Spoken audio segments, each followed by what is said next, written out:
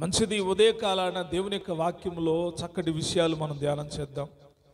చదువుదాం ఒకసారి. ఎఫెసీయులకు రాసినటువంటి పత్రిక 5వ అధ్యాయం 15వ వచనం. దినములు చెడ్డవి గనుక మీరు సమయమును పోనీయక సద్వినియోగము చేసుకొనొచ్చు, అజ్ఞానుల వలె కాక జ్ఞానుల వలె నడుచుకున్నట్లు జాగ్రత్తగా చూచుకొనుడి.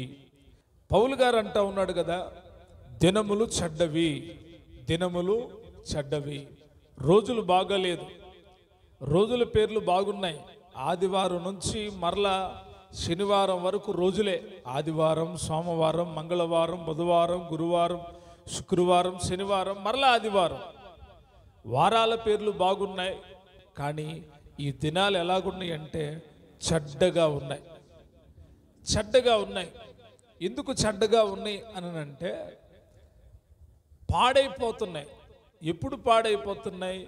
మనం అనుకోవచ్చు ఈ దినాలు చెడ్డగా ఉన్నాయండి, అమ్మో ఇప్పుడు జరుగుతున్న వాటిని చూస్తే భయమేస్తూ ఉంది, అయ్యో ఇలాంటి కార్యాలు జరుగుతున్నాయా, దేవుని పిల్లలు కూడా ఇలా ప్రవర్తిస్తున్నారా అని భయమేస్తూ ఉంది. ఒక విధంగా భయపడతా ఉన్నారు. ఈ వాక్యము చెప్పబడి కొన్ని వందల వేల సంవత్సరాలైంది. సుమారుగా 2000 సంవత్సరాల క్రితం అనుకుందాం. ఈ వాక్కులు పౌలు గారి నోట పరిశుద్ధాత్ముడు ఉంచాడు. అప్పుడే చెప్తున్నాడు సంఘానికి. అప్పుడు ఉన్న కొద్ది సంఘం అయి ఉండొచ్చు. ఆ విశ్వాసులకు చెప్తున్న మాట ఏంటి అంటే దినములు చెడ్డవి. అక్కడున్న దేవుని పిల్లలకు చెప్తున్న మాట ఏంటి అంటే దినములు చెడ్డవి. మీరు ఏం చేయాలి చెడ్డ దినాల్లో అంటే మీ సమయాన్ని సద్వినియోగం చేసుకోవాలి. మీ సమయాన్ని పోనీయక అంటాడు. మీ సమయాన్ని పోనీయక సద్వినియోగం చేసుకొనొచ్చు అంటాడు. అజ్ఞానుల వలె కాక జ్ఞానుల వలె నడుచుకోండి. జ్ఞానుల వలె నడుచుకున్నట్లు జాగ్రత్తగా చూసుకోండి అంటున్నాడు. ఎందుకు ఈ మాట చెప్తున్నాడంటే చెడ్డ దినాల్లో మంచి వ్యక్తులుగా బ్రతకాలంటే చాలా కష్టమైనటువంటి పని. 10 మంది చెడ్డ మనుషుల మధ్యలో ఓ మంచి వ్యక్తిగా బ్రతకాలంటే చాలా కష్టమైనటువంటి పని. మన చుట్టూ ఉండే వాళ్ళందరూ చెడ్డవాళ్లే. మన కుటుంబమే ఆ మధ్యలో ఉంది, మనమే వారి మధ్యలో ఉన్నాం.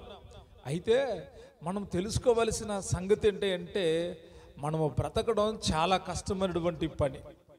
ఎందుకనంటే వారి చెడుతో నువ్వు కలవలేవు, వారి చెడ్డ కార్యాలను ప్రోత్సహించలేవు, వారు చెడిపోయిన కార్యాలు, అసహ్య కార్యాలు, దేవునికి వ్యతిరేకమైన కార్యాలు చేస్తూ ఉంటే వారిని వెంబడించలేవు. కాబట్టి వారు నిన్ను వెంబడించరు, వారు నిన్ను సపరేట్ చేసి చూస్తారు, వారు మీ కుటుంబాన్ని వేరుగా చూస్తారు. అయినప్పటికీ భయపడాల్సిన పని లేదు. ఒక విషయం ఏంటంటే దినములు చెడ్డవి గనుక మీరు సమయాన్ని పోనీయొద్దు. మీరు సమయాన్ని పోనీయొద్దు. ఇది లోకములో ఉన్నటువంటి ప్రజలందరికీ చెప్పబడుతున్న మాట కాదు. దేవుని పిల్లల కొరకు, సంఘములో నిలిచి ఉన్నవారి కొరకు, సహవాసములో ఉన్నవారి కొరకు, దేవునితో నడిచేవారి కొరకు, దేవునితో ఆత్మ సంబంధమైన ఆలోచన కలిగిన వారితో ప్రభువారు పరిశుద్ధాత్ముడు చెప్పిస్తున్న మాట. దినములు చెడ్డవి, మీరు సమయాన్ని పోనీయొద్దు. సమయం చాలా విలువైంది, వయసు చాలా విలువైంది. ఈ రెండు చాలా విలువైనటువంటివి. సమయం పోతే తిరిగి రాదు, సమయం పోతే తిరిగి రాదు. వయసు పోయినా తిరిగి రాదు. డబ్బు పోతే మరలా సంపాదించుకోవచ్చు, పరువు పోతే మరలా సంపాదించుకోవచ్చు, పొలాలు పోతే మరలా సంపాదించుకోవచ్చు, ఆస్తి పోతే మరలా సంపాదించుకోవచ్చు, బంగారం పోతే మరలా కొనుక్కోవచ్చు, వెండి పోతే మరలా కొనుక్కోవచ్చు. ఏదైనా పోగొట్టుకుంటే మరలా మనం కొనుక్కోవడానికి మన శక్తి సామర్థ్యాలు ఉపయోగించి కొనుక్కోవచ్చు. కానీ సమయాన్ని మరలా తిరిగి వెనుకకు తీసుకొని వచ్చేవారెవరు లేరు. సమయం ఉండంగానే మనం సమయాన్ని సద్వినియోగం చేసుకోవాలి. దేవుడు మనకిచ్చిన ఈ కొద్ది కాలంలో, కొద్ది సంవత్సరాల్లో మన సమయము ఎంతవరకు దేవునికి కేటాయించాం? చదువుకోవడానికి 8 గంటల సమయం, 8-10 గంటల సమయాన్ని పిల్లలకి ఇస్తూ ఉన్నారు. పని చేయడానికి 8 గంటల సమయం. వ్యాపారం చేయడానికంటారా ఇక చెప్పనవసరం లేదు. ఒక్కొక్కసారి ఉదయాన్ని మొదలుపెట్టి అర్ధరాత్రి వరకు కూడా వ్యాపారం చేసేటువంటి వాళ్ళు ఉంటారు.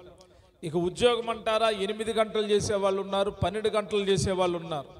ఈ రీతిగా శరీరాన్ని పోషించుకోవడానికి, కుటుంబాన్ని పోషించుకోవడానికి, జీవితాన్ని ముందుకు నడిపించుకోవడానికి సంపాదన కోసం చాలా గంటలు పనిచేస్తూ ఉన్నారు. సమయాన్ని పోనివ్వట్లేదు. ఒక ఆయన ఉంటాడు, పాస్టర్ గారు అసలు నా డ్యూటీ ఎక్కిన దగ్గర నుండి ఇప్పటి వరకు ఒక్క సెలవు కూడా లేదండి, నాకు అవార్డు కూడా ఇచ్చారు, నేను సెలవు పెట్టినందుకు గవర్నమెంట్ వాళ్ళు నాకు అవార్డు కూడా ఇచ్చారన్నాడు. చాలా సంతోషం, నువ్వు ఒక్క సెలవు కూడా పెట్టలేదు. కానీ ప్రభు కొరకు నువ్వంత క్రమంగా ఎప్పుడైనా వచ్చావా? ప్రభు కొరకు త్యాగం చేసావా? ఆఫీసులో తంబేయాలంటే పరుగులడుతున్నావు, తంబేయకపోతే ఏమవుదు? సరైన సమయానికి తంబేయకపోతే అది అంత సమయం వరకే పనిచేస్తుందంట, తర్వాత పనిచేయదు, వెళ్ళినా కూడా వ్యర్థమే. ఆ తంబేయడానికి చాలా ముందుకు పరిగెడుతున్నావు, బిఫోర్ టైం వెళ్ళిపోతున్నావు. కానీ దేవుని కొరకు నీ సమయాన్ని ఎలా వాడుకుంటున్నావు? దేవుని కొరకు నీ సమయం ఎలాగుంది? దేవునికి నీ సమయాన్ని ఇస్తున్నావా? ఇతరులతో మాట్లాడడానికి సమయం ఉంటుంది, పడుకోవడానికి సమయం ఉంటుంది, తినడానికి సమయం ఉంటుంది, సీరియల్ చూడడానికి, టీవీ చూడడానికి, ఫోన్ చూడడానికి చాలా సమయం ఉంటుంది. కానీ దేవుని విషయం వచ్చేసరికి ఏమవుతుందంటే నిర్లక్ష్యం. నీ నిర్లక్ష్యమే నీకు శాపం, నీ నిర్లక్ష్యమే నీకు దరిద్రం, నీ నిర్లక్ష్యమే నీ ఆధ్యాత్మిక జీవితాన్ని పాడు చేసేది. ఆత్మ కలిగిన వాళ్ళు ఎవళ్ళైనా, జ్ఞానం కలిగిన వాళ్ళు ఎవళ్ళైనా, జాగ్రత్త పరులు ఎవళ్ళైనా వారు చేసేటువంటి పని దేవుని విషయంలో ఎలాగుంటుందంటే శ్రద్ధ కలిగి ఉంటారు, శ్రద్ధ కలిగి ఉంటారు. అందుకే దేవుని యొక్క భక్తుడు అంటాడు, యెహోవా కార్యములు అశ్రద్ధగా చేయువారు శాపగ్రస్తులు. ఇది నేను చెప్తున్న మాట కాదు, కోపంతో మరొక విధంగా చెప్తున్న మాట కాదు. దేవుని విషయంలో ఈరోజు ఎవరు కూడా సమయాన్ని దేవుడికి ఇవ్వట్లేదు, సమయాన్ని దేవుడి కొరకు ఖర్చు చేయట్లేదు, దేవుడి కోసం ప్రయాసపడట్లేదు. సమయం ఉంది కానీ అది దేని కొరకు వినియోగించబడుతుంది, వేస్ట్గా ఖర్చు అయిపోతుంది. పనికి మాలిన వాటి కోసం సమయం ఖర్చు అయిపోతుంది. మీ కుటుంబంలో ఎవరో ఇంటికాడ, బంధువుల ఇళ్ళ కాడ ఫంక్షన్ జరుగుతుందంటే ఒకరోజు ముందు రమ్మంటే చెప్తే వెళ్ళిపోతారు, ఒకరోజు ముందు రమ్మంటే 2 రోజులు ముందు వెళ్తారు. అక్కడ అంతా టైం వేస్ట్ చేస్తారు. దేవుడి కొరకు ఒక 2 గంటలు 3 గంటలు దేవుడి సందులో గడపడానికి రాత్రి చీకట్లో నడవలేం మేము. వర్షం పడుతుంది, ఎండ బాగేస్తూ ఉంది, ఎక్కువ సమయం మందిరంలో కూర్చోవాల్సి వస్తుంది. ఆ వాక్యం నాకు నచ్చట్లేదు, అక్కడికి నేను ప్రార్థనకి వెళ్ళాలంటే ఏదో ఒక లాగుంది, బయలుదేరంగానే తలపోటు వస్తూ ఉంది, ఏవో ఆటంకాలు వస్తున్నాయి. ఇవన్నీ నువ్వు చెప్పే సాకులు. నీ సాకుల్ని దేవుడు వినడు. దేవుడు నువ్వు చెప్పే సాకులకి నీకు ప్రతిఫలం వస్తుంది. ఏం లేదు, మీరు ఏది విత్తుతారో దాన్ని కోస్తారంతే. మీ ఆధ్యాత్మిక స్థితి అలాగే ఉంటుంది. దైవజనుడిగా నా బాధ్యతను నేను నెరవేరుస్తా, నా పని నేను చేసుకుంటా వెళ్తా. మాకు ఫోన్ చేయొచ్చు కదండి, మమ్మల్ని బ్రతిమలాడితే ఎవరిని బ్రతిమలాడే పని లేదు. నీ ఆత్మను కాపాడుకోవాలి అనుకుంటే నీవే సమయాన్ని సద్వినియోగం చేసుకుని ఒక జ్ఞానవంతురాలు కావాలి. మీరే జ్ఞానవంతులు కావాలి. ప్రతిసారి వస్తున్నారా, బయలుదేరారా, వస్తారా, రారా, మీరు రావాలి, కఠినంగా చేయాల్సిన అవసరం లేదు. మీ లోపల పరిశుద్ధాత్ముడు ఉంటే, మీరు నిజంగా దేవుని పిల్లలైతే, ఆత్మ కలిగిన వాళ్ళైతే మిమ్మల్ని ఎవ్వరు సిద్ధం చేయాల్సిన అవసరం లేదు. మీకు మీరే రెడీ అయిపోతారు, మీకు మీరే సిద్ధపడతారు. ఒంటరిగానైనా దేవుని సందులో గడపడానికి మిమ్మల్ని మీరు ప్రేరేపితులయ్యి పక్కనున్న పనులన్నీ విడిచిపెట్టి దేవుని మందిరంలో కనబడడానికి ఆసక్తిగా వెళ్తారు. మనుషుల రీతిగా భయంతో కలిగే ఆసక్తి వేరు, దేవుడి ఆత్మ కలిగించే ఆసక్తి వేరు. బద్ధకం వస్తుందా? పనులు ఒకసారి ఆలోచించుకోండి. మనం ఏ రీతిగా సమయాన్ని పాడు చేసుకుంటున్నామో, సమయాన్ని ఎంత దుర్వినియోగం చేసుకుంటున్నామో. కుటుంబము రక్షించబడకపోవడానికి గల కారణం, మన కుటుంబం శాపంలోకి వెళ్ళడానికి గల కారణం దేవుడికి సమయాన్ని ఇవ్వకపోవడమే. దేవుడి కోసం ఏం త్యాగం చేసావు నువ్వు? ఏం త్యాగం చేసావు? బంధువుల ఇంట్లో పెళ్ళి అంటే ఉద్యోగాలకు సెలవు పెడతారు, దేవుడి కోసం బెటరు. ఫంక్షన్లు అంటే పరుగులెడతారు. దేవుడి కోసం ఆసక్తి లేదు. బద్ధకం.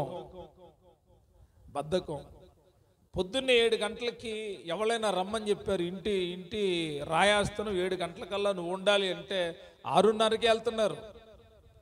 ఏంటంటే మా బంధువులు వెళ్ళాలి. మేము బంధువులకి ఇచ్చిన ప్రయారిటీ, బంధువులకి ఇచ్చినటువంటి ఆ స్థానం దేవుడికి ఇవ్వట్లేదు. ఈరోజు చాలా జాగ్రత్తగా ఉండాలి. ఎందుకంటే దినములు చెడ్డవి. దినములు ఎటువంటి వంట? చెడ్డవి. కనుక మీరు సమయాన్ని పోనీక ఏం చేసుకోవాలంట? సద్వినియోగం చేసుకోవాలి. సద్వినియోగం చేసుకోవడం నేర్చుకునే వాళ్ళు ఎవళ్ళయ్య అంటే జ్ఞానవంతులు. ఎవళ్ళు? జ్ఞానవంతులు. అజ్ఞానంగా నడుచుకోకూడదు. అజ్ఞానంగా నడుచుకుంటే ఏమీ ఉండదు, చివరికి మిగిలేది సున్నానే. జ్ఞానం కలిగి నడుచుకోవాలి, జ్ఞానం కలిగి ప్రవర్తించాలి. దేవుని పిల్లల యొక్క జ్ఞానం విశేషమైంది. ఆ జ్ఞానం దేవుడితో సహవాసం చేయడానికి ఉపయోగపడాలి. ఆ జ్ఞానం దేవుని యొక్క ఉన్నతమైన ఆ స్థలానికి చేరుకోవడానికి, నిన్ను నడిపించే విధానాన్ని పరీక్షించడానికి ఉపయోగపడాలి. ఆ జ్ఞానం వల్ల నువ్వు పరిపక్వత చెందాలి. పిల్లల జ్ఞానం వేరు, ఎదిగిన వాళ్ళ జ్ఞానం వేరు. వయసు రాని వారి జ్ఞానం వేరు, వయసు వచ్చిన వాళ్ళ జ్ఞానం వేరు. పెద్దవాళ్ళ జ్ఞానం వేరు, చిన్నవాళ్ళ జ్ఞానం వేరు. పెద్దవాళ్ళంటే మీరు అనుకుంటున్నారు వయసులో నేను చాలా పెద్దోడినండి, వాడికంటే వీళ్ళకంటే పెద్దోడిని కాదు. వయసులో పెద్దోళ్లే కానీ చాలామందికి జ్ఞానం ఉండదు. పెద్దోళ్లే వాళ్ళు, పేరుకి పెద్దోళ్ళు, కానీ వాళ్ళకి ఏముండదు, జ్ఞానం ఉండదు. కొంతమంది చిన్నవాళ్లే, కానీ దేవుడు వారికి ఇచ్చే జ్ఞానం విశేషమైన జ్ఞానం. మీరు నమ్మినా నమ్మకపోయినా వాక్యం ఆ రీతిగా చెప్తా ఉంది. పెద్దవాళ్ళు, జ్ఞానులు, ప్రజ్ఞావంతులు, చాలా తెలివిగల వాళ్ళు ఆ ప్రజలు. వారి మధ్యలో ఇర్మియాని నిలబెట్టి, ఇర్మియా నేను నీతో చెప్తున్న మాట ఈ ప్రజలతో చెప్పు అంటే, ఇర్మియా అంటాడు, ప్రభువా వాళ్ళతో నేను చెప్పడానికి సామర్థ్యం లేదు, నేను బాలుడినే అని అంటా ఉన్నాడు. అప్పుడు దేవుడు చెప్తున్న మాట ఏంటంటే, నేను బాలుడు అనవద్దు, నీకు నేను అధికారం ఇస్తున్నాను, కాబట్టి నువ్వు వెళ్ళి వారికితో చెప్పు. వాళ్ళు పెద్దవాళ్ళైనా, వాళ్ళు చిన్నవాళ్ళైనా, వాళ్ళు మధ్య వయస్కులైనా వారితో నువ్వు మాట్లాడు అని ధైర్యంగా దేవుడు బలపరిస్తే, ఆ చిన్నవాడు బాలుడైనటువంటి ఇర్మియా మాట్లాడడం మొదలుపెట్టాడు. నువ్వు మాట్లాడు, నేను చెప్పిందంతా చెప్పు. వారు నన్ను కొడతారేమో, వారు నన్ను తిడతారేమో, నువ్వు చెప్పినవన్నీ నేను చెబితే వారు నన్ను అసహించుకుంటారేమో. నువ్వు గనక ఆ మాటలు చెప్పకపోతే వారి ముందర నీకు భయం కలుగు చేస్తా. వాళ్ళే నిన్ను భయపడతారు, వాళ్ళ భయానికి పారిపోతావు నువ్వు. జాగ్రత్త సుమా అంటే మనుషులకు భయపడలేదు కానీ దేవుడికి భయపడి దేవుడు చెప్పమన్న విషయాలన్నీ ఇర్మియా చెప్పాడు.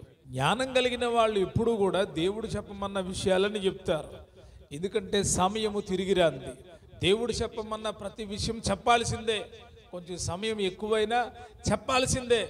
ఎందుకంటే పాస్టర్ గారు మీరు ఒక్కొక్కసారి కొంచెం టైం ఎక్కువ చెప్తారు అంటే ఆ అంశము పూర్తి కావట్లేదు. దేవుడు మాట్లాడుతూ ఉన్నాం.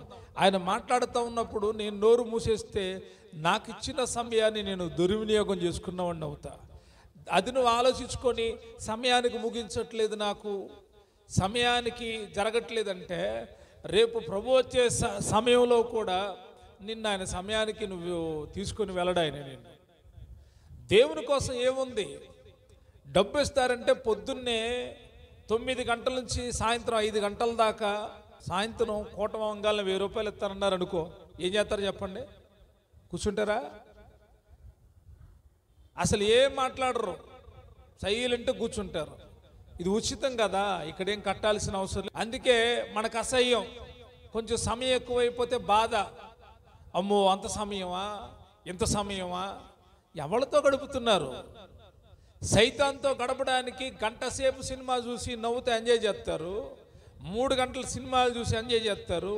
కానీ దేవుడి దగ్గర గడపడానికి మాత్రం సమయాన్ని ఎంత లెక్కలేస్తారో జాగ్రత్త, మీకు కూడా లెక్కలేస్తాడు ఆయన, వదిలిపెట్టడు. అంటే మీరు దేవుడి సన్నిధిలో కూర్చోవాలా? ఈ మాటలు వస్తున్నాయి అంటే అర్థం ఏంటి? దేవుడి సన్నిధిలో కూర్చోవాలా? దేవుడి సన్నిధిలో కూర్చుంటే ఈ ఆలోచనలు ఎందుకు వస్తాయి? మనకు ఒక తప్పుడు ఆలోచన వచ్చింది అనుకో, దాన్ని పక్క ఉంటాలో గుర్తుతాం. ఎవరైనా కొత్త వాళ్ళు వచ్చి అయ్యో పాస్టర్ గారు ఏంటి ఎక్కువ సమయం చెబుతున్నారన్నారు అనుకో, మీరేం చెప్పాలి? అంతేనా? మా పాస్టర్ గారికి మైండ్ లేదు, ఎంతసేపు చెప్తాడు ఆయనకే తెలియదు అని చెప్పాలా? మీరేం చెప్పాలి వాళ్ళకి? దేవుడు మాట్లాడుతున్నప్పుడు మనం వినాలి. ఎప్పుడో ఒకసారి మాట్లాడతారు, లేదా ఆయన మాట్లాడినా దేవుడి మాటలు వినాలమ్మా. ఓపిక బట్టి దేవుడి మాటలు వింటే ఆశీర్వాదం వస్తుందని చెప్పాలి.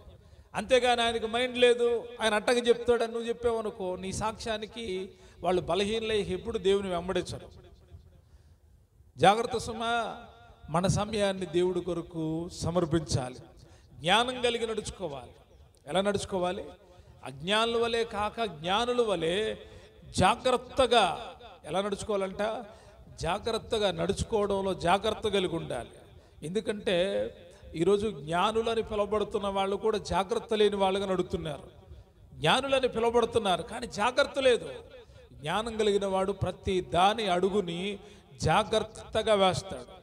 అజ్ఞానుల వలె కాక జ్ఞానుల వలె జాగ్రత్తగా కలిగి నడుచుకున్నట్లు జాగ్రత్తగా చూసుకోండి. నేను జాగ్రత్తగా నడుస్తున్నానా? దేవుల్లో నేను జాగ్రత్త కలిగి ఉన్నానా? ఎలాగ పడితే అలా నడుస్తున్నానా? నా ఇష్టం వచ్చి నడుస్తున్నానని జాగ్రత్త కలిగి నడుచుకోవడం మనం నేర్చుకోవాలి.